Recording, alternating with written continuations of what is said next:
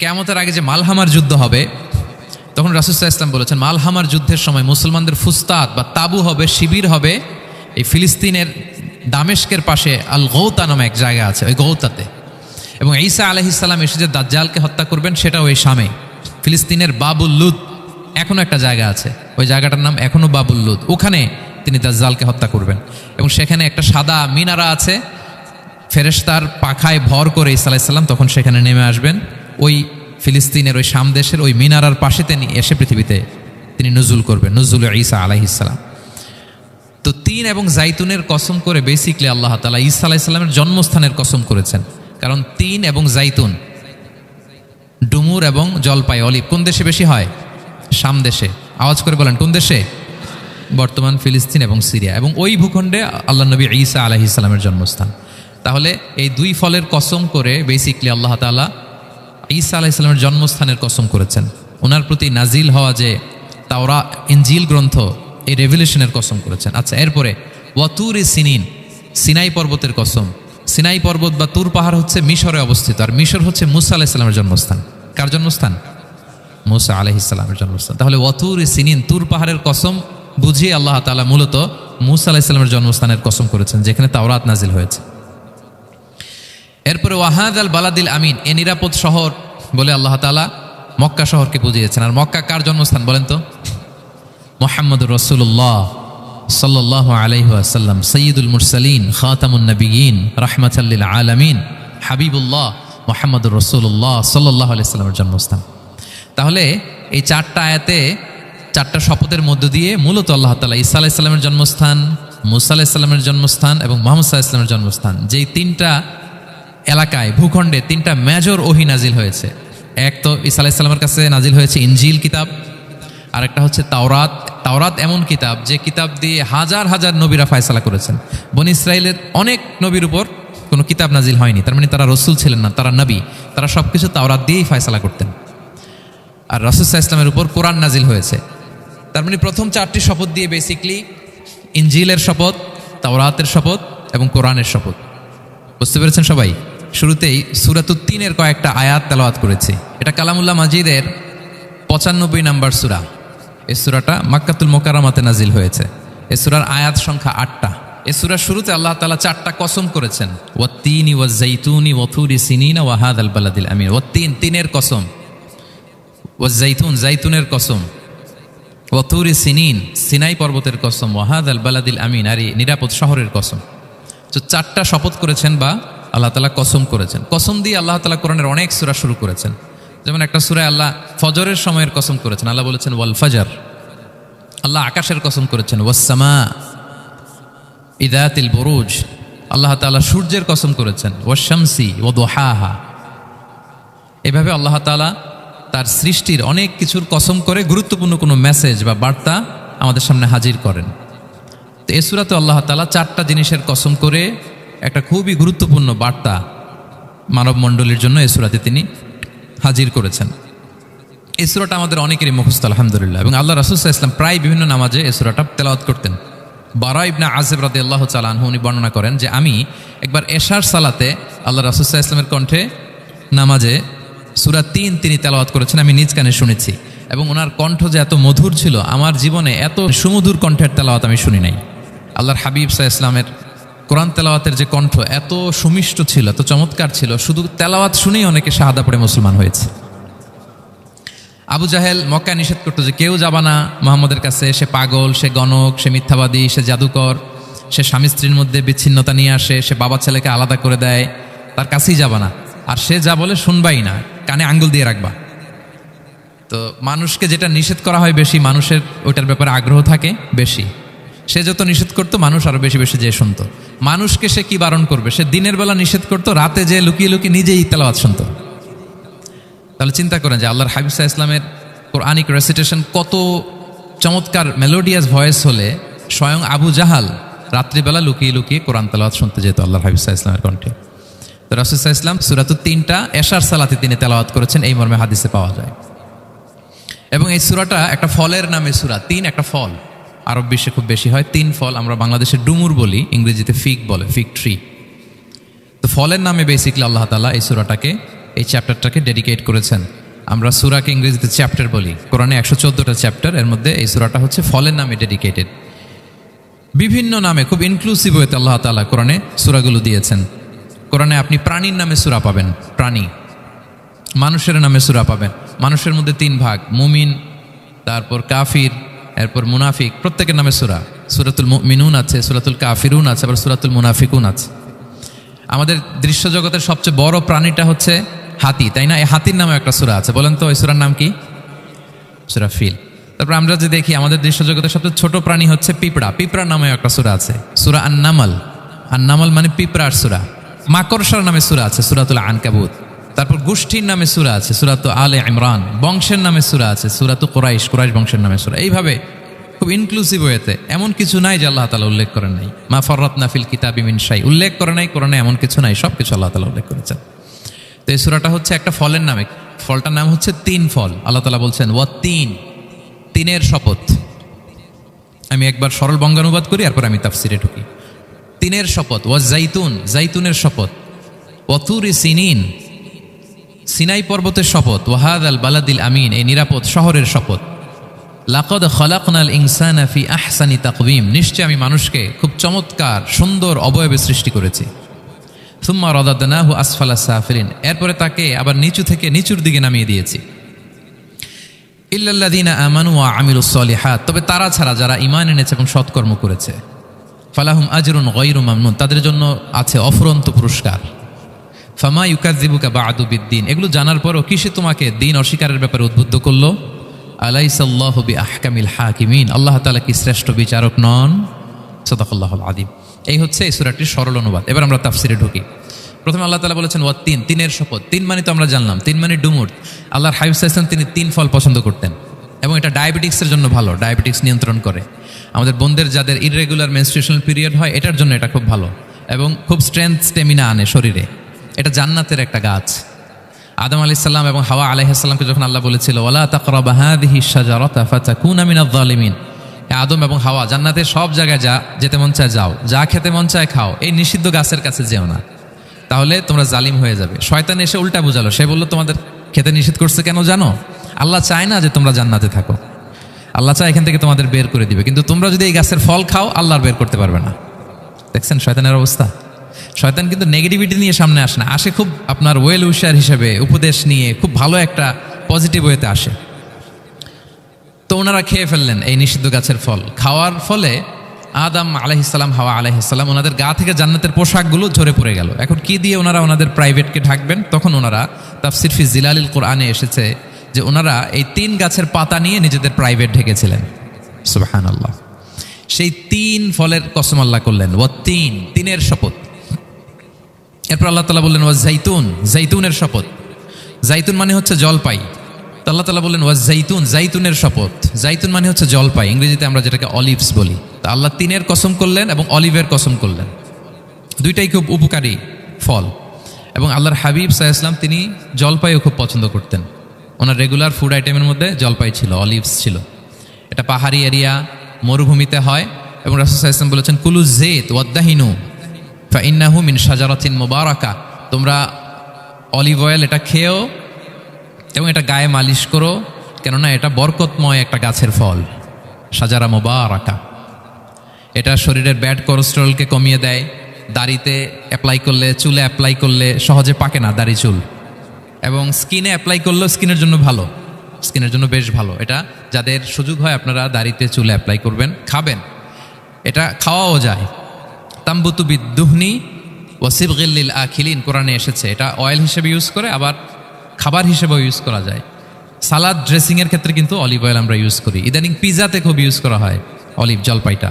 তো এটা আপনারা খেতে পারেন, এটা খুবই সুস্বাদু। এবং জলপাই গাছের মানে জাইতুন গাছের ডালের মেসওয়াক খুব ভালো হয়। আল্লাহর হাবিব সাল্লাল্লাহু আলাইহি ওয়াসাল্লাম জাইতুনের ডাল দিয়ে মেসওয়াক করতেন। তিনি বলতেন নি'মাস সিওয়াকিয়াজ জাইতুন, সবচেয়ে শ্রেষ্ঠ মেসওয়াক হচ্ছে জাইতুনের। মিনাশ শাজারাতিল মুবারাকা, কারণ এটা বরকতময় গাছের ডালা। এবং ফাইন্নাহু সিওয়াকি ওয়া সিওয়াকুল আম্বিয়া মিন ক্বাবলি, এই জাইতুনের ডাল দিয়ে আমিও যেমনি মেসওয়াক করি, আমার আগে যত নবী পৃথিবীতে এসেছে সবাই জাইতুনের ডাল দিয়ে মেসওয়াক করতো। আল্লাহ বলেন ওয়াত-তিনি ওয়াজ-জাইতুন, তিনের শপথ আর জাইতুনের শপথ। এরপর আল্লাহ তাআলা বললেন ওয়াতুরি সিনিন, সিনাই পর্বতের শপথ। প্রথমে দুইটা ফলের শপথ করলেন, এবার একটা পাহাড়ের শপথ করতেছেন। আপনারা কি তুর পাহাড়ের নাম শুনেছেন? হ্যাঁ, শুনেছেন। এই সিনাই পর্বত দ্বারা তুর পাহাড় উদ্দেশ্য। এটা মিশরের একটা পাহাড়, অনেক উঁচু, 2285 মিটার উঁচু। ওইটার নিচে আছে মুকাদ্দাসে তুয়া, যেখানে মুসা আলাইহিস সালামকে আল্লাহ তাআলা জুতা খুলতে বলেছিলেন, ফাখলা না আলাইকা ইন্নাকা বিল ওয়াদিল মুকাদ্দাসি তুয়া। হে মুসা, তুমি পবিত্র উপত্যকায় এসেছো, জুতা খুলো। তো ওখানে সব ধর্মের লোকেরা যায়, সব ধর্মের লোকদের জন্য তীর্থস্থান। মুসলিম, জুইশ, খ্রিস্টিয়ান সবাই যায়। এটা সিনাই একটা এলাকা আছে মিশরের, north south Sinai, north Sinai, এটা সাউথ সিনাইতে অবস্থিত। তো নিচে একটা খ্রিস্টানদের প্রাচীন গির্জা আছে, সেন্ট ক্যাথরিনা গির্জা। সেখান থেকে চলতে চলতে আপনাকে উপরে যেতে হবে, ফজরের পরে আবার চলে আসতে হবে, তা না হলে দুপুরবেলায় 10টা-11টার দিকে এমন সূর্যের প্রখর তাপ ওই পাথরের মধ্যে লাগে, ওখানে আর থাকা যায় না। একেবারে তুর পাহাড়ের উপরে সেখানে খ্রিস্টানদের জন্য ছোট্ট একটা সেনাগোগ আছে, তারা প্রার্থনা করে। খ্রিস্টানদের একটা চার্চ আছে, মুসলিমদের জন্য ছোট্ট একটা মুসল্লা আছে, সুরাওয়ের মতো। আল্লাহ ওই সিনাই উপত্যকার কসম করেছেন, ওয়াতুরি সিনিন, সিনাই উপত্যকার কসম। এখানেই আল্লাহ তাআলা মুসা আলাইহিস সালামকে তাওরাত দিয়েছিলেন, মেজর একটা আসমানি কিতাব দিয়েছিলেন, এবং সরাসরি মুসা আলাইহিস সালাম এই পাহাড়ের চূড়ায় বসে আল্লাহ তাআলার সাথে কথা বলতেন। ওয়াকাল্লামাল্লাহু মুসা তাকলিমা, উনি সরাসরি কথা বলতেন, এটা ওনার একটা স্পেশাল বৈশিষ্ট্য ছিল, ক্যারেক্টারিস্টিক্স। এবং আল্লাহ তাআলা নূরের তাজাল্লি দিয়ে এই পাহাড়কে একবার জ্বালিয়ে দিয়েছিলেন। আজও এই পাহাড়ের রংটা অনেকটা একটু লালচে, একটু কালোচে, একটু রেডিশ কালারের। এবং মুসা আলাইহিস সালাম এই নূরের তাজাল্লির ঝলকে তিনি বেহুশ হয়ে গিয়েছিলেন এই পাহাড়ের উপরে। ইয়াজুজ মাহুজ যখন কিয়ামতের আগে আগমন করবে, তখন মুসলমানদের সেন্টার হবে। ঈসা আলাইহিস সালাম মুসলমানদেরকে নিয়ে ওইখানে অবস্থান করবেন, এই তুর পাহাড়ের ওখানে। এবং আল্লাহর হাবিব সাল্লাল্লাহু আলাইহি ওয়াসাল্লামের মেরাজের রাতে ইসরার সময় একটা স্টেশন ছিল এই তুর পাহাড়। জিবরাইল আলাইহিস সালাম এই তুর পাহাড়ে আল্লাহর হাবিব সাল্লাল্লাহু আলাইহি ওয়াসাল্লামকে নামিয়ে বলেছিলেন যে এটা জাবাল মুসা, আপনার ভাই মুসার পাহাড়, আপনি এখানে 2 রাকাত নামাজ পড়েন, দোয়া করেন। আল্লাহর হাবিব সাল্লাল্লাহু আলাইহি ওয়াসাল্লাম এই তুর পাহাড়ে 2 রাকাত সালাত আদায় করেছিলেন এবং দোয়া করেছিলেন। আল্লাহ এই তুর পাহাড়ের কসম কাটলেন, ওয়াতুরি সিনিন, সিনাই পর্বতের কসম, যেখানে তাওরাত কিতাব নাজিল হয়েছিল। এরপর আল্লাহ তাআলা বললেন, ওয়াহাদাল বালাদিল আমিন, আর এই নিরাপদ শহরের শপথ। এই শহর দ্বারা মক্কা শহর উদ্দেশ্য, কারণ রাসূল সাল্লাল্লাহু আলাইহি ওয়াসাল্লাম তখন মক্কায় ছিলেন, মক্কা নগরী। এই শহরের পূর্ব নাম ছিল বাক্কা। মক্কা নগরীকে বলা হয় উম্মুল কুরা, সব শহরের মা, সব শহরের সেন্টার, পৃথিবীর নাভিস্থল। এবং আল্লাহ তাআলা বলেছেন, মান দাখালাহু কানা আমিনা, এখানে যে প্রবেশ করবে সে নিরাপদ। হেরেমের মধ্যে কিন্তু কাউকে আক্রমণ করা যায় না, কোনো খুনিও যদি ঢুকে যায় অ্যাটাক করা যাবে না। তো জাহেলি যুগে এমনটা ঘটতো, কারোর সাথে কারো শত্রুতা হলে, ধরেন যে একজন তার বাবাকে হত্যা করেছে, তো সে তাকে পেয়েছে, ওই লোক বাঁচার জন্য দৌড়াতে দৌড়াতে হেরেমের ভিতরে ঢুকে যেত, কারণ সে জানে যে হেরেমে ঢুকলে সে আমাকে মারবে না। তো পরে সে যখন হেরেম থেকে বেরোতো, আবার তার সাথে যুদ্ধ শুরু হতো। এবং এই শহরের এত মর্যাদার কারণ হচ্ছে সাইয়েদনা ইব্রাহিম আলাইহিস সালাম, তিনি আল্লাহর কাছে দোয়া করেছিলেন যে রব্বি জাআল হাদা বালাদান আমিনা, হে আল্লাহ আপনি এই শহরকে নিরাপদ করেন, ওয়ারজুক আহলাহু মিনাস সামারাত, আর এই শহরের অধিবাসীদেরকে আপনি ফলমূল দিয়ে রিজিকের ব্যবস্থা করেন। এখনও দেখবেন যে সারা পৃথিবীতে যেই ফল নাই, মক্কাতে ওই ফল আছে। সারা পৃথিবী থেকে ফল ওখানে যায়, এবং মক্কার নেইবরিং সিটি তায়েফ, সেখানে অনেক ফল উৎপাদিত হয়, এখানে আসে। নিরাপদ শহর, বালাদান আমিনা। এবং আল্লাহর হাবিব সাল্লাল্লাহু আলাইহি ওয়াসাল্লাম বলেছেন যে এই মক্কা শহর আমার সবচাইতে প্রিয় শহর। বাধ্য হয়ে তিনি যখন হিজরত করলেন মদিনায়, সেদিন বারবার তিনি মক্কার দিকে পেছনে ফিরে ফিরে তাকান, আর কেঁদে কেঁদে তিনি বলতেছিলেন যে মাক্কাতু আহাব্বুল বিলাদ ইলাইয়া, মক্কা আমার কাছে সবচেয়ে প্রিয় নগরী। লাউলা উখরিজতু লামা খারাজতু, আমাকে যদি জোর করে বের করে দেয়া না হতো, আমি কোনোদিন মক্কা ছেড়ে অন্য কোথাও যেতাম না। আল্লাহর হাবিব সাল্লাল্লাহু আলাইহি ওয়াসাল্লামের সবচেয়ে প্রিয় শহর ছিল মক্কা, এবং এটা আল্লাহর হাবিব সাল্লাল্লাহু আলাইহি ওয়াসাল্লামের জন্মস্থান। মাকান মাউলিদির রাসূল, রাসূল সাল্লাল্লাহু আলাইহি ওয়াসাল্লামের বিলাদাত হয়েছে এই শহরে। এবং এই শহরকে আল্লাহ বলেছেন মাসাবাতান লিন্নাসি ওয়া আমনা, মানুষের মিলনস্থল, কেন্দ্রস্থল। সারা পৃথিবী থেকে মানুষ ওখানে যায়। আপনি যে রমাদানে যদি মক্কায় যান, আল্লাহু আকবার, লক্ষ লক্ষ উমরা পালনকারী সেখানে, ইউরোপ থেকে, আফ্রিকা থেকে, অস্ট্রেলিয়া থেকে, এশিয়া থেকে, সারা পৃথিবীর মানুষের মিলনস্থল। ওখানে গেলে আপনি দেখবেন মাসাবাতান লিন্নাসি ওয়া আমনা, নিরাপদ জায়গা এবং মানুষের মিলনস্থল। এটা এখানে এমন মসজিদ আল্লাহ রেখেছেন কাবা ঘরের চারদিকে, এটাকে বলা হয় মসজিদুল হারাম, যে মসজিদে 1 রাকাত সালাত পড়লে 1 লক্ষ রাকাতের সওয়াব হয়। আল্লাহর ঘরকে কেন্দ্র করে তাওয়াফের নির্দেশ দেওয়া হয়েছে, ওয়ালিয়া তাওয়াফু বিল বাইতিল আতিক। পৃথিবীর কোনো ঘরকে তাওয়াফ করা যায় না, কোনো ঘরকে, এই একটা মাত্র ঘর যেটাকে এর চারদিকে এরকম তাওয়াফ করা যায়। তাহলে এই পবিত্র ঘর, পবিত্র মসজিদ যেই শহরে অবস্থিত, সেই শহরের কসম আল্লাহ করেছেন। আল্লাহ বললেন ওয়াহাদাল বালাদিল আমিন, এই নিরাপদ শহরের কসম, মানে মক্কা শহরের কসম। আমরা আপাত দৃষ্টিতে আমাদের কাছে মনে হচ্ছে 2টা ফলের কসম, একটা পাহাড়ের কসম, একটা নগরীর কসম। আসলে বেসিকলি আল্লাহ তাআলা এই 4টা শপথ দিয়ে 3 নবীর জন্মস্থান, 3 নবীর নবুয়তের কসম করেছেন। কিভাবে সেটা আমি মিলিয়ে দেই। এই যে প্রথমে যে আল্লাহ বলেছেন ওয়াত্তিনি ওয়া জাইতুন, 3 এবং জাইতুনের কসম। পৃথিবীতে সবচেয়ে বেশি 3 এবং জাইতুন কোথায় উৎপন্ন হয় জানেন? ফিলিস্তিনে। কোথায়? শাম দেশে, যেটা হাদিসের পরিভাষায় বলা হয় শাম, বর্তমান ফিলিস্তিন এবং সিরিয়া মিলে। 3 জাইতুন দিয়ে বেসিকলি আল্লাহ তাআলা ফিলিস্তিনের শপথ করেছেন, শাম দেশের শপথ, যেখানকার বেথলহামে ঈসা আলাইহিস সালাম, জেসাস ক্রাইস্ট, তিনি জন্মগ্রহণ করেছেন, ঈসা আলাইহিস সালামের জন্মস্থান। তাহলে 3 জাইতুনের শপথের মাধ্যমে মূলত আল্লাহ তাআলা ঈসা আলাইহিস সালামের জন্মস্থানের শপথ করেছেন, কারণ সেখান থেকে ওহী বিচ্ছুরিত হয়েছে, ওনার কাছে ইনজিল নাজিল হয়েছিল। এবং এই শামের মর্যাদার ব্যাপারে অনেক কথা আল্লাহর হাবিব সাল্লাল্লাহু আলাইহি ওয়াসাল্লাম তিনি বলেছেন। আল্লাহ রাসূল সাল্লাল্লাহু আলাইহি ওয়াসাল্লাম যখন মেরাজে যান, তখন মক্কা থেকে এই শাম দেশে ফিলিস্তিনের বাইতুল মাকদাসে রাসূল সাল্লাল্লাহু আলাইহি ওয়াসাল্লামকে নিয়ে যাওয়া হয়েছিল। এবং রাসূল সাল্লাল্লাহু আলাইহি ওয়াসাল্লাম প্রায় বলতেন তুবা আলী শাম, শামের জন্য বরকত, কেননা ফেরেশতারা তাদের রহমতের পাখা শাম দেশের উপর বিছিয়ে রেখেছে। এবং তিনি বলতেন ফিতনার সময় আলাইকুম বিশাম, তোমরা শামে যেও, শামে থেকো। এবং তিনি দোয়া করেছেন আল্লাহুম্মা বারিক লানা ফি শামিনা, আল্লাহ তুমি আমার শামে, শাম অঞ্চলে আল্লাহ তুমি বরকত দিও। এবং হাদিসে এসেছে এই শামই হচ্ছে আরদুল মাহশার, এখানেই হাসর হবে। শাম অঞ্চলকে বিস্তীর্ণ করে এখানেই ময়দানুল মাহশার আল্লাহ তাআলা কায়েম করবেন, হাসরের ময়দান এখানেই হবে। এবং সেখানেই হচ্ছে সানিউল কিবলাতাইন, আমাদের আগের কেবলা কিন্তু বাইতুল মাকদাসের দিকে ছিল, যেটা শামে অবস্থিত, ফিলিস্তিনে বাইতুল মুকাদ্দাস, যেই মসজিদে নামাজ পড়লে 1 রাকাতে 500 রাকাতের সওয়াব। 3টা মসজিদে সালাত পড়লে স্পেশাল ভার্চুর কথা আছে, এর বাইরে আর অন্য মসজিদের বিশেষ কোনো ফজিলত নাই, বাকি সব মসজিদ সমান। এক হচ্ছে মসজিদুল হারাম, 1 রাকাতে 1 লক্ষ রাকাত। 2 নম্বর মসজিদে নববী, 1 রাকাতে 1000 রাকাতের সওয়াব। আরেকটা দুর্বল বর্ণনায় 50,000 রাকাতের সওয়াব। 3 নম্বরে এই মসজিদুল আকসা, 1 রাকাতে 500 রাকাতের সওয়াব। এই 3 মসজিদেই যেন আমরা যে সালাত আদায় করতে পারি, আল্লাহ তুমি তৌফিক দান করো। 2 মসজিদে তো একেবারেই সহজ যাওয়া, মক্কা মদিনাতে। বাইতুল মাকদাসের জন্য আমরা যেতে পারি, আল্লাহ তুমি সেই পরিস্থিতি আমাদের জন্য তৈরি করে দাও।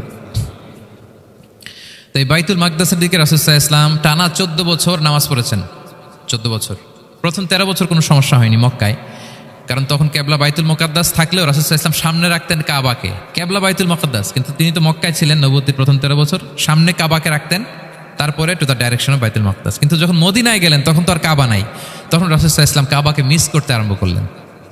আর প্রায় আল্লাহর কাছে কামনা করতেন, আমার বংশের গোড়া ইব্রাহিম আলাইহিস সালামের রুট যেখানে, আমার জন্মস্থান, সেই কাবার দিকে যদি আবার কেবলাটা ফিরিয়ে দেয়া হতো। কদ নারা তাকাল্লুবা ওয়াজহিকা ফিস সামা ফালানুওয়াল্লিয়ান্নাকা কিবলাতান তারদাহা। আল্লাহ আয়াত নাযিল করলেন, নবী আপনি আকাশের দিকে তাকিয়ে কি ভাবেন আমি বুঝি, আপনি চান কেবলার জন্য আমি মক্কার দিকে ঘুরিয়ে দেই। আল্লাহ তাআলা ঘুরিয়ে দিলেন। আল্লাহ বলেন ফাওয়াল্লি ওয়াজহাকা শাতরাল মসজিদিল হারাম, এখন থেকে মসজিদুল হারামের দিকে আপনি টু দ্য ডাইরেকশন অফ কেবলা নামাজ পড়বেন। কেবলা চেঞ্জ হয়ে গেল। তো মদিনায় যে 16-17 মাস, আর মক্কায় 13 বছর, মোট 14 বছর আল্লাহর হাবিব সাল্লাল্লাহু আলাইহি ওয়াসাল্লাম এই মসজিদুল আকসার দিকেই হয়েই তিনি নামাজ পড়েছেন। এটা আমাদের আগের কেবলা ছিল। এবং শেষে কিয়ামতের আগে যে মালহামার যুদ্ধ হবে, তখন রাসূল সাল্লাল্লাহু আলাইহি ওয়াসাল্লাম বলেছেন মালহামার যুদ্ধের সময় মুসলমানদের ফুস্তাদ বা তাবু হবে, শিবির হবে এই ফিলিস্তিনের দামেস্কের পাশে আল গৌতা নামে এক জায়গা আছে, ওই গৌতাতে। এবং ঈসা আলাইহিস সালাম এসে যে দাজ্জালকে হত্যা করবেন, সেটাও এই শামে। ফিলিস্তিনের বাবুল লুদ এখনো একটা জায়গা আছে, ওই জায়গাটার নাম এখনো বাবুল লুদ, ওখানে তিনি দাজ্জালকে হত্যা করবেন। এবং সেখানে একটা সাদা মিনারা আছে, ফেরেশতার পাখায় ভর করে ঈসা আলাইহিস সালাম তখন সেখানে নেমে আসবেন। ওই ফিলিস্তিনের ওই শাম দেশের ওই মিনারার পাশে তিনি এসে পৃথিবীতে তিনি নুজুল করবেন, নুজুল ঈসা আলাইহিস সালাম। তো 3 এবং জাইতুনের কসম করে বেসিকলি আল্লাহ তাআলা ঈসা আলাইহিস সালামের জন্মস্থানের কসম করেছেন। কারণ 3 এবং জাইতুন, ডুমুর এবং জলপাই, অলিভ কোন দেশে বেশি হয়? শাম দেশে। আওয়াজ করে বলেন কোন দেশে? বর্তমান ফিলিস্তিন এবং সিরিয়া। এবং ওই ভূখণ্ডে আল্লাহ নবী ঈসা আলাইহিস সালামের জন্মস্থান। তাহলে এই 2 ফলের কসম করে বেসিকলি আল্লাহ তাআলা ঈসা আলাইহিস সালামের জন্মস্থানের কসম করেছেন। ওনার প্রতি নাজিল হওয়া যে তাওরাত ইনজিল গ্রন্থ, এই রেভেলেশনের কসম করেছেন। আচ্ছা, এরপরে ওয়াতুরি সিনিন, সিনাই পর্বতের কসম। সিনাই পর্বত বা তুর পাহাড় হচ্ছে মিশরে অবস্থিত, আর মিশর হচ্ছে মুসা আলাইহিস সালামের জন্মস্থান। কার জন্মস্থান? মুসা আলাইহিস সালামের জন্মস্থান। তাহলে ওয়াতুরি সিনিন, তুর পাহাড়ের কসম বুঝিয়ে আল্লাহ তাআলা মূলত মুসা আলাইহিস সালামের জন্মস্থানের কসম করেছেন, যেখানে তাওরাত নাজিল হয়েছে। এরপরে ওয়াহাদাল বালাদিল আমিন, এ নিরাপদ শহর বলে আল্লাহ তাআলা মক্কা শহরকে বুঝিয়েছেন। আর মক্কা কার জন্মস্থান বলেন তো? মুহাম্মদুর রাসূলুল্লাহ সাল্লাল্লাহু আলাইহি ওয়াসাল্লাম, সাইয়্যিদুল মুরসালিন, খাতামুন নবিয়্যিন, রাহমাতাল লিল আলামিন, হাবিবুল্লাহ মুহাম্মদুর রাসূলুল্লাহ সাল্লাল্লাহু আলাইহি ওয়াসাল্লামের জন্মস্থান। তাহলে এই চারটা আয়াতে চারটা শপথের মধ্য দিয়ে মূলত আল্লাহ তাআলা ঈসা আলাইহিস সালামের জন্মস্থান, মুসা আলাইহিস সালামের জন্মস্থান এবং মুহাম্মদ সাল্লাল্লাহু আলাইহি ওয়াসাল্লামের জন্মস্থান, যেই তিনটা এলাকায় ভূখণ্ডে তিনটা মেজর ওহী নাজিল হয়েছে। এক তো ঈসা আলাইহিস সালামের কাছে নাজিল হয়েছে ইনজিল কিতাব, আর একটা হচ্ছে তাওরাত। তাওরাত এমন কিতাব যে কিতাব দিয়ে হাজার হাজার নবীরা ফয়সালা করেছেন। বনি ইসরাইলের অনেক নবীর উপর কোনো কিতাব নাজিল হয়নি, তার মানে তারা রসুল ছিলেন না, তারা নবী, তারা সবকিছু তাওরাত দিয়েই ফয়সালা করতেন। আর রাসূল সাল্লাল্লাহু আলাইহি ওয়াসাল্লামের উপর কোরআন নাজিল হয়েছে। তার মানে প্রথম চারটি শপথ দিয়ে বেসিকলি ইনজিলের শপথ, তাওরাতের শপথ এবং কোরআনের শপথ। বুঝতে পেরেছেন সবাই? আল্লাহ ওহির শপথ করেছেন।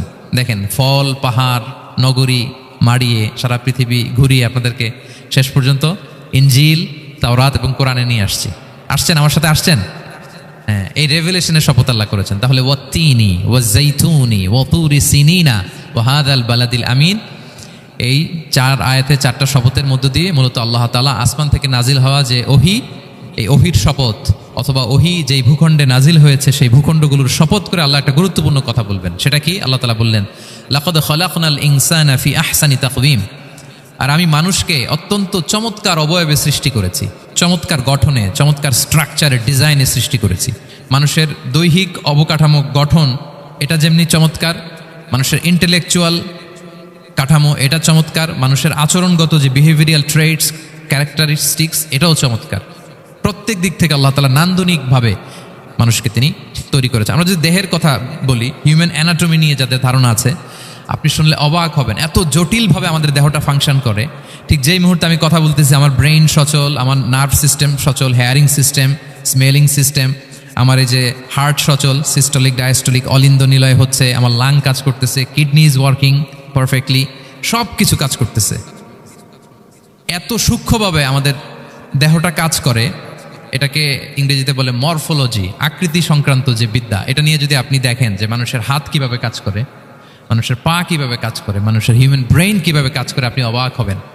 এবং আল্লাহর যে সেট আপ, লাকাদ খালাকনাল ইনসানা ফি আহসানি তাকওয়িম, নিশ্চয়ই আমি মানব জাতিকে চমৎকার অবয়বে তৈরি করেছি। আপনি যদি অবয়বটা দেখেন, আমাদের স্ট্রাকচার এর চেয়ে সুন্দর করে আর তৈরি করা যেত না, এর চেয়ে সুন্দর আর হতে পারে না। যেখানে যা দেয়ার, মাথার চুল থেকে পায়ের নখ পর্যন্ত, আপনি একটা ডিজাইনে, স্ট্রাকচারে, সেট আপে আপনি ভুল ধরতে পারবেন না। যেখানে যেটা দরকার, আপনি একটু খেয়াল করে দেখেন যে এই যে আমাদের চোখ, চিকিৎসা বিজ্ঞান বলতেছে যে মানুষ 10 মিলিয়নেরও বেশি রং শনাক্ত করতে পারে। Human eyes can identify more than 10 million colours. 10 মিলিয়নেরও বেশি রং আমরা আমাদের চোখ দিয়ে শনাক্ত করতে পারি। সুবহানাল্লাহ, সুবহানাল্লাহ বিহামদিহি। আচ্ছা, চোখের সেট আপটা একটু যদি খেয়াল করেন, দেখেন আমার এই চোখ এখানে না থেকে এটা যদি জাস্ট 2 ইঞ্চি উপরে এখানে হইতো, এইটা যদি কপালে যদি আমাদের চোখ হইতো, কি অবস্থা হইতো বলেন তো?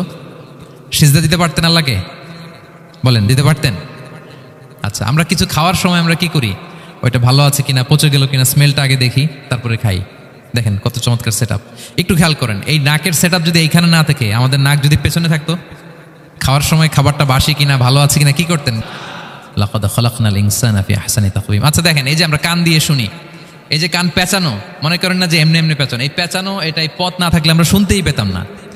এটা এমনভাবে সেট আপ করা, এটা এই ইথারে ভাষা তরঙ্গকে এয়ার ড্রামের ভেতরে সুন্দরভাবে ইনপুট করে, নাহলে আমরা শুনতে পেতাম না। আপনার এই কান কেটে ফেলে দিলে আপনি শুনতে পারবেন না।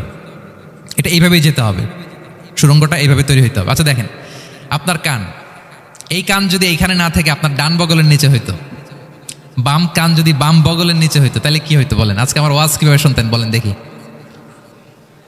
কিভাবে শুনতেন? বুদ্ধি আছে বলে যে হুজুর এইভাবে শুনতাম। সুবহানাল্লাহ, সুবহানাল্লাহ, লাকাদ খালাকনাল ইনসানা ফি আহসানি তাকওয়িম। আমি মানুষকে সবচেয়ে সুন্দর সর্বোত্তম গঠনে তৈরি করেছি। দেখেন, কান দুটো ওইখানে থাকলে কথা শুনতে হইলে হাত উঁচু করে রাখা লাগতো। আল্লাহ, আপনি একটা একটা অঙ্গ দেখেন, ঠিক যেখানে যেটা যেভাবে সেট করা দরকার, আল্লাহ তাআলা দয়া করে অনুগ্রহ করে ঠিক সেভাবে তিনি সেট করেছেন। আমাদের চেহারার মধ্যে দেখেন, এক একজনের এক এক রং। ওয়াখতিলাফু আলসিনাতিকুম ওয়া আলওয়ানিকুম ইন্না ফি যালিকা লাআয়াতুন লিল আলিমিন। আল্লাহ বলেন, তোমাদের ভাষার ভিন্নতা দিয়েছি, তোমাদের গায়ের রঙের ভিন্নতা, একজনের চেহারার সাথে আরেকজনের মিল নাই, একজনের ফিঙ্গারপ্রিন্টের সাথে। আয়াহসাবুল ইনসানু আল্লা নাজমাআ ইযামা বালা কাদিরিনা আলা আন নুসাউইয়া বানানা। মানুষ ভেবেছে সে মারা গেলে তাকে আমি তার অস্থি, মজ্জা, হাড়, গোশত, চামড়া জোড়া লাগাতে পারবো না। আরে তার আঙ্গুলির অগ্রভাগ পর্যন্ত আমি সুবিন্যস্ত করে আমার কাছে রেখে দিয়েছি ফিঙ্গারপ্রিন্ট। আমাদের ফিঙ্গারপ্রিন্টগুলো আল্লাহর কাছে সংরক্ষিত, একজনের ফিঙ্গারপ্রিন্টের সাথে আরেকজনেরটা মিলে না।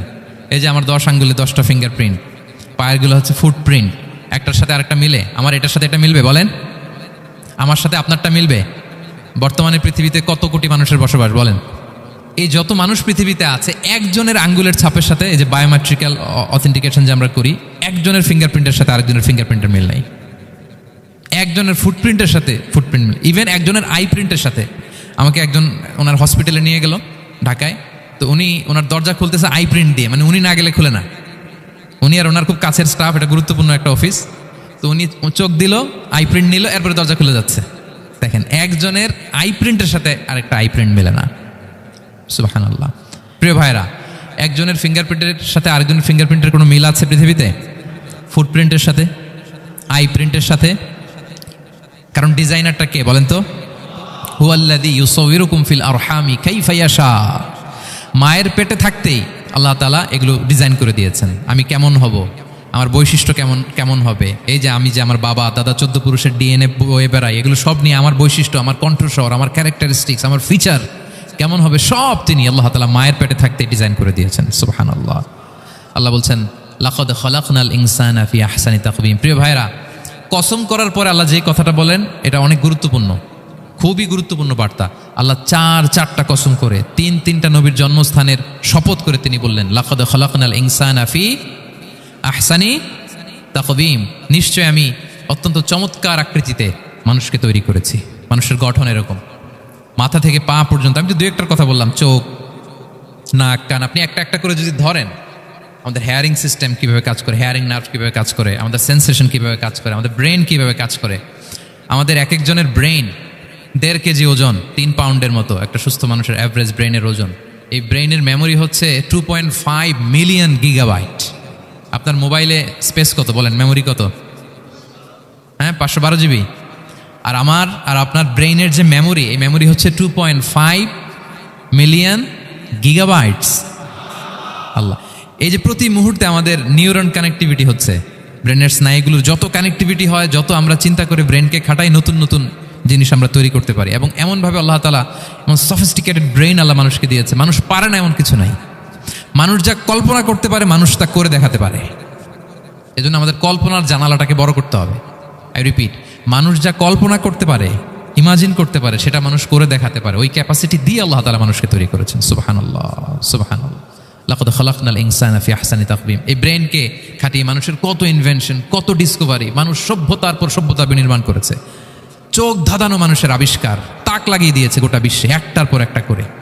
আল্লাহ এমনভাবে মানুষকে তিনি তৈরি করেছেন। লাকাদ খালাকনাল ইনসানা ফি আহসানি তাকওয়িম। চমৎকার অবয়বে, তার দৈহিক অবয়ব যেমনি সুন্দর, তার বুদ্ধিগত, তার চিন্তাগত, তার ইন্টেলেক্ট, এটাও তেমন সুন্দর, এটাও তেমন চমৎকার। পৃথিবীর কোনো প্রাণীকে আল্লাহ তাআলা এরকম হিউম্যান ব্রেনের মতো এরকম সফিস্টিকেটেড ব্রেন দিয়ে, ইন্টেলেক্ট দিয়ে তৈরি করেনি। এজন্য সব প্রাণী থেকে মানুষ আলাদা।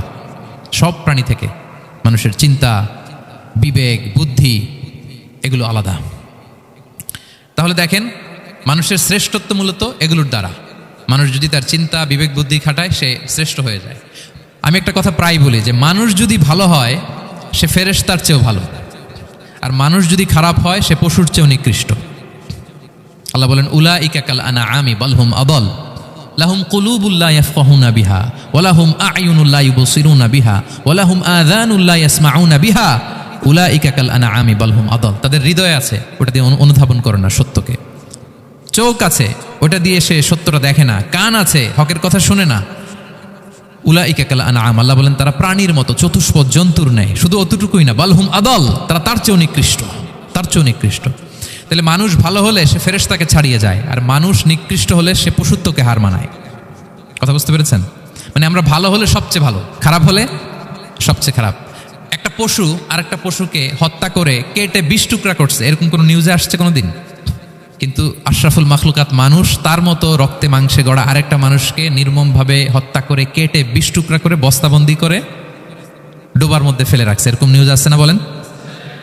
আছে। মানুষ তার মতো একটা মানুষকে নির্মমভাবে হত্যা করে। এরকমও তো আছে যে কেরোসিন দিয়ে তার মতো আরেকটা মানুষকে সে জ্বালিয়ে দিয়েছে, আছে না নাই বলেন? গ্রামের পর গ্রাম জ্বালিয়ে দেয়, জনপদের পর জনপদ ধ্বংস করে দেয়। বোমা মেরে শহর উড়িয়ে দেয়। লিটল বয় মেরেছিল আমেরিকান সোলজাররা জাপানের হিরোশিমা শহরের উপর। আমি হিরোশিমা তো গত বছর ভিজিট করে আসলাম, আমি নিজে দেখে এসেছি যে এখানে বোমটা মেরেছে।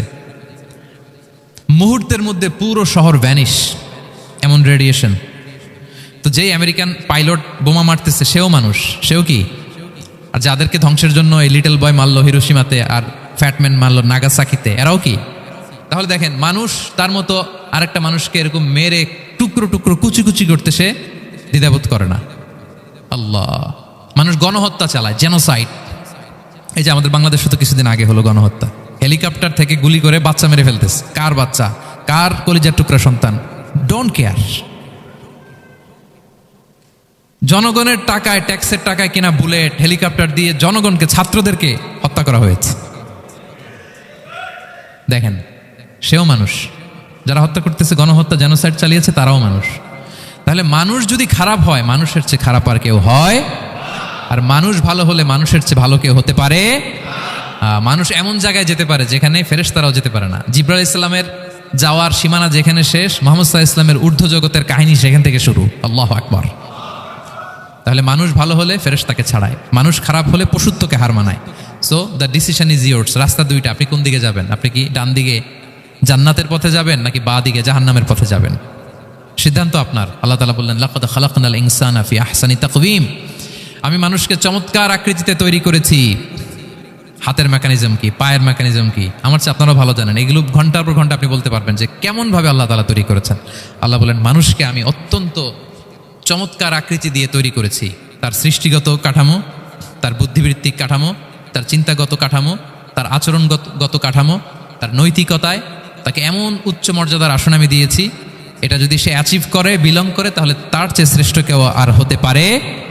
কিন্তু আল্লাহর দেয়া এই ক্যাপাসিটিগুলো, এই নেয়ামাগুলো যদি সে অ্যাকসেপ্ট না করে, সে যদি পশুত্বের পথে হাঁটে, সে যদি শয়তানের দেখানো পথে হাঁটে, তাহলে সে এত নিচে যাবে, অন্য কেউ আর এত নিচে যেতে পারে না। মানুষ যত নিচে যেতে পারে, ফেরেশতারাও অত নিচে যেতে পারবে না, জিন জাতিও পারবে না, কোনো প্রাণীর পক্ষে যাওয়া সম্ভব না। তাহলে মানুষকে আল্লাহ তাআলা এমন সফিস্টিকেটেড ওয়েতে তৈরি করেছেন, চাইলে সে সবার উপরে যেতে পারে। আবার চাইলে আল্লাহর দেয়া নেয়ামতগুলোকে যদি সে ভিন্ন খাতে প্রবাহিত করে, সে সবচেয়ে নিকৃষ্ট হতে পারে। সেটাই আল্লাহ বললেন, সুম্মা রাদাদনাহু আসফালা সাফিলিন। এরপরে তাকে আমি হীন থেকে হীনতর করেছি, নিচ থেকে আরো নিচে নিয়েছি। সে যখন ঈমান আনে না, সে যখন সৎকর্ম করে না, সে যখন আল্লাহর শেখানো, আল্লাহর দেখানো রাস্তায় সে চলে না, সে যখন তার নফসের কথা শুনে, সে যখন তার প্রবৃত্তির গোলাম সাজে, সে সবচেয়ে নিকৃষ্ট হয়। আসফালা সাফিলিন মানে একেবারে নিচে, এর নিচে আর নাই। আল্লাহ বলেছেন, ইন্নাল মুনাফিকিনা ফিদ দারকিল আসফালি মিনান নার। সেখানে আল্লাহ আসফাল বলেছেন। মুনাফিকরা জাহান্নামের একেবারে তলদেশে থাকবে। তাই মানুষ যদি ঈমান আর সৎকর্মের বলে বলিয়ান না হয়, সে এত খারাপ হয়, কেউ এত নিচে যেতে পারে না। বলেন, মানুষ যত নিচে যেতে পারে, জিন তত নিচে যেতে পারবে? ফেরেশতারা পারবে না। আর মানুষ যত উপরে যেতে পারে, ফেরেশতারা এত উপরে যেতে পারবে না। সো দুইটারই সুযোগ আপনার আছে। সুম্মা রাদাদনাহু আসফালা সাফিলিনের দুইটা ব্যাখ্যা। কোনো মুফাসসির বলেছেন, যৌবনের পর, যৌবনে থাকে শক্তিশালী, বার্ধক্যের সময় যখন সে নুয়ে যায়, ছোট হয়, সে একেবারে দুর্বল হয়ে যায়, সেটা বোঝানো হয়েছে। আর অন্যান্য মুফাসসিরিন একরাম বলেছেন, না, আল্লাহর দেওয়া এই নেমা ক্যাপাসিটি যখন সে সঠিক পথে কাজে লাগায় না, সে যখন প্রবৃত্তির অনুসরণ করে, সে তখন এত খারাপ হয়, এত নিচ থেকে নিচুতর হয়, এত হীন থেকে হীনতর হয়, তার চেয়ে হীনতর আর কেউ তখন হতে পারে না। সেখান থেকে বাঁচার দুটি রাস্তা আল্লাহ বলেছে। আল্লাহ বলছেন, ইল্লাল্লাযীনা আমানু ওয়া আমিলুস সলিহাত। তবে যারা ঈমান আনে এবং সৎকর্ম করে তারা ছাড়া। তারা ওই নিচু থেকে নিচুতর নয়, তারা শ্রেষ্ঠতর। ঈমান এবং সৎকর্ম, ঈমান এবং আমলে সালেহাত। কোরআনের অনেক জায়গায় আপনি আয়াতটা পাবেন, ইন্নাল্লাযীনা আমানু ওয়া আমিলুস সলিহাতি কানাত লাহুম জান্নাতুল ফিরদাউসি নুজুলা। নিশ্চয়ই যারা ঈমান এনেছে, সৎকর্ম করেছে, তাদের জন্য আমি জান্নাতে ফিরদাউস রেখে দিয়েছি। আল্লাহ বলেন, তারা নিকৃষ্ট হবে না যারা ঈমান এনেছে, সৎকর্ম করেছে। যারা কি এনেছে? ঈমান। আর কি করেছে?